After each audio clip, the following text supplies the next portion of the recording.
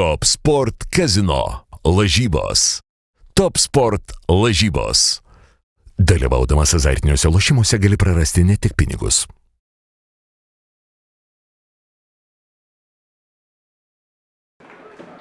O čia paskutinės akimirkos ir važiuojame. Prasideda 20-ojo turo rungtynės čia, atkeltos.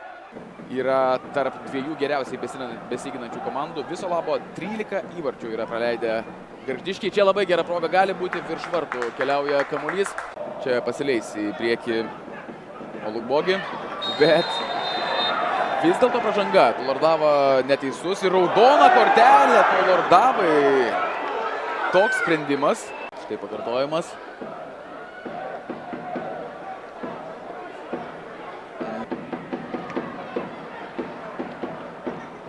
Štai toks Sato bandymas. Nekeliamas kamuolys, o perduodamas žemas. Čia turi progą smūgiui. Sato su kamuoliu. Perdavimas ir Žalgiris galės pradėti. Rokas Filipavičius vis labiau matomas, 11-asis Bangos numeris, vis labiau konstruoja atakas tiek per jį, bet aišku, kai Banga turi tokį pranašumą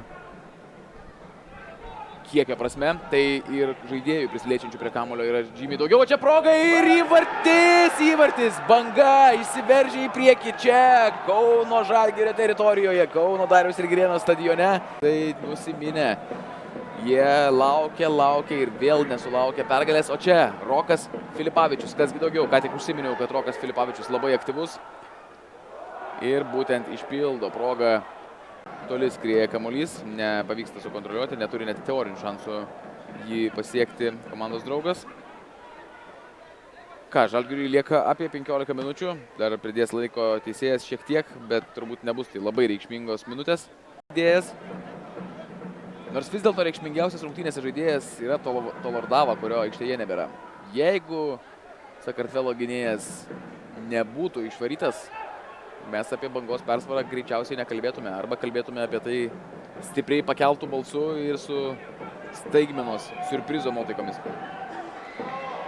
Čia pasileidžia į priekį ir vienas norėjau sakyti. O čia daug Bangos žaidėjų. Proga apie smūgiuoja į vartus ir Švetkauskas vietoje. Bando rasti geriausią atakos tęsinį, vis dėlto atgal yra saugiausia. Leketas į kraštą. Urega,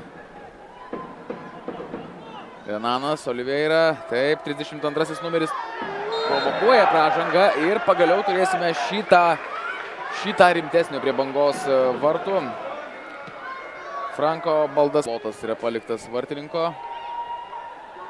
Štai toks sprendimas ir smūgis neperkelia Senelės.